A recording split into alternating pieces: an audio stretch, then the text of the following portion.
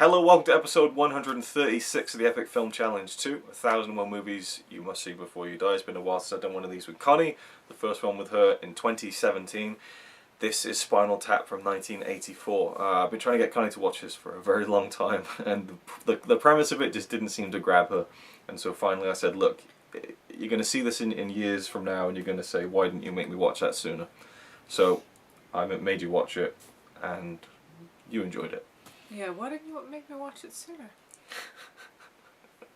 I tried. I really did try. Directed by Rob Reiner. We've covered quite a few of his films so far now. Have we? Yeah, When Harry Met Sally, Princess Bride.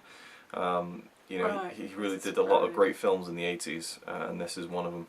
And it's about this. I don't know if it started the mockumentary style of comedy, but it definitely popularized it, I think, and it kind of paved the way for stuff like The Office, you know, that very specific brand of humor.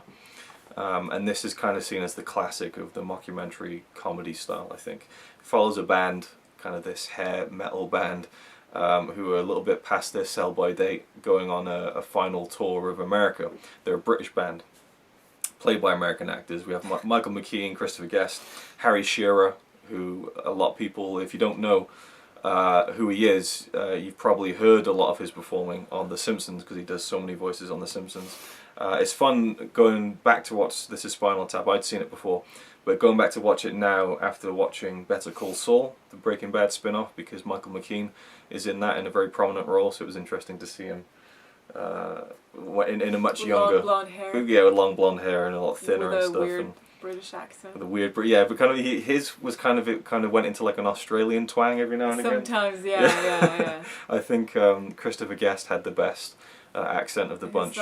He was the lead singer, or the lead. Well, not so much lead singer, but he was the front man. You know, The guitarist. Yeah, I know this is like beloved as a comedy film, and I have only seen it twice now, but it really does hold up. I don't think it's like, you know, one of the greatest. Well, maybe it is one of the greatest comedies of all time, but it's not one that I think is like amazing. But it is really, really funny.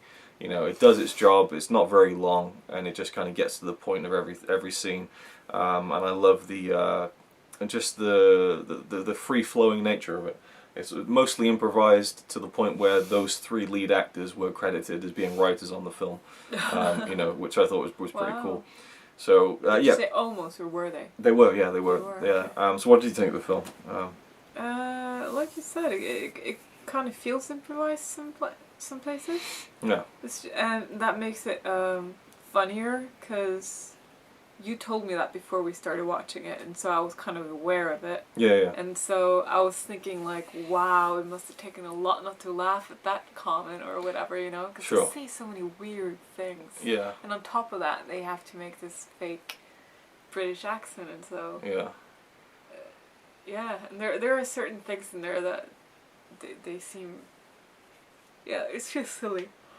Yeah, it's very silly humor, but it really works within the context of the characters, because they take themselves a bit too seriously, and I think that's what makes it funny. And there are those moments where you can see them almost not breaking character, but kind of going along with the ridiculousness of it. There's a scene where Christopher Guest's character is complaining about the food on the platter, you know, and he starts laughing as he's kind of doing it and stuff. But I really like that. Yeah, he was not laughing, but he was smiling. It seemed like he was breaking character, but it's fun to see those little bits and the way that it's improvised. I think a lot of the skill in doing that kind of improvisational comedy, I'll leave that in, is being able to not laugh. You know, like you see the people on like Saturday Night Live who do these skits and stuff. It's a lot funnier when they don't laugh at their own stuff, you know, and if they take it seriously, then it's funnier for the audience. So I think there's a lot of skill involved in that as well. Just some of the stuff and the famous scene. These go up to 11, you know, just classic. Like, I think everyone knows that kind of phrase, even if they haven't seen the film. And yeah. Which one? What? You know the scene where he's showing them the speakers, and he's like, see, all of these, they all go up to 11. Yeah. 11. Yeah. And he's like, well, what does that mean? Well, it's one ladder, isn't it? You know, it's just... And he's like, why don't you just make 10 the loudest? That was the main one. the guy you're talking about who you Yeah. thought were the lead singer, right? Yeah. Well, I meant the front man, you know, because the story is based around him kind of having a bit of a... And he's the most he's stupidest one, like, he's Yeah. just... I love the bit I think, is it in the credits or it might be just near the end of the Don't film? touch the guitar, don't look at it. Yeah, don't even look at it. It's like, it's even got the tag on it still, you know? Yeah. Like, oh, no, don't touch it. It's like, oh, I was just looking at it. Don't look at it. But listen, Like, listen, you can't play it. He's never played it. He's never touched it. listen to that, the sustain. I And he's know. like, well, if you He's not did, playing he's like, well, you would hear it if it was playing. What did he call the pick? The sustain or something? I don't know, but yeah. It was just. And he was funny. one of my he's the funniest part of the film. One of my favorite parts is when he's got this t-shirt on, and it's like a skeleton kind of rib cage. And he's like, "This is exactly my skeleton." Yeah. And he's like, you know, down to everything, all the proportions. And they're like, "What?" And it was really small as well. But they're like, "Is it green?" He's like, "Well, yeah, it's green. I mean, you don't know that because like you know it looks like your blood is blue underneath your thing." He's like, "Well, no, that's your vein." Oh well, maybe it's not. Just, and you could tell, things as well, and you could tell that stuff is just completely off the cuff. You know, just brilliant humor and just really funny film. Is it a film you should see before you die? Not really. Not really. Yeah, I don't know. I'm gonna say yes, but it's not a slam dunk. It's not like absolutely. I think a lot of people would say that. Big fans of the film, but as far as comedy goes, I do think it is one of those must-watch films. It is a comedy classic, and I definitely think it's worth anyone seeing it who hasn't.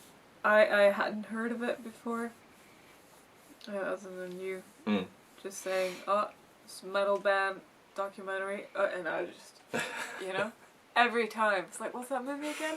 Metal band documentary, and then I wouldn't let you finish. Just to jump in, one thing I think really makes the film work and takes it to that next level, like it's not just like it's got funny humor and funny jokes and stuff and funny situations, but the fact that the three principal actors played the instruments and were musicians and could sing, and it wasn't like they were a terrible band. You know, the lyrics questionable, but you know they could sing and they could play well and stuff, and they did have crowds who were enjoying them, but it was just that kind of. They were a bit too past their kind of period of success, and that was kind of the whole joke of it, I suppose. And also, but their music was great. Yeah, that's like what even kind of the works. 70s music and stuff, the older music that they showed, because they had some really funny bits. Oh yeah. They looked like the Beatles. Yeah, like archival footage. Like proper, like you know, into it, and it was funny, and they were making fun of it. But it was good. But the music was great. That's it, yeah. I think I loved almost every song they played. Yeah. Except for the Stonehenge one is great. I love the Stonehenge one. And it was just, it's like, it started out like, it didn't get too silly too fast. It just got sillier and sillier. It builds up. Yeah, yeah, it definitely does. Because that Stonehenge bit is near the end of the film. So and that part is just ridiculous. Because really. you open with a performance from them, and they're playing a pretty good song. The crowd's loving it and stuff, and you were like, I thought this was supposed to be a bad band, and I was like, well, not really, but things start going wrong, and so it's a nice progression of that. I think they just filmed like as much as possible, and there was like 14 hours of footage or something ridiculous. So I think they really did well with piecing it all together. And again, only about an hour and 20 minutes long, so really concise. And I'd want to watch it again, and maybe I could answer the before you die question again. Funnily enough, on the Blu-ray, it opens up with them doing like commentary over the menu and stuff, like which is like as soon as we put it on. Yeah, I want to finish listening. They're talking about the scene selection and stuff, and I think there's a commentary of them all in character. Oh my god! I would love to hear that. And someone told me like it's almost like a whole other version of the film. It's so good. So yeah. I'd love to hear that. Hopefully, it's on the Blu-ray that I've got. I'm not sure though.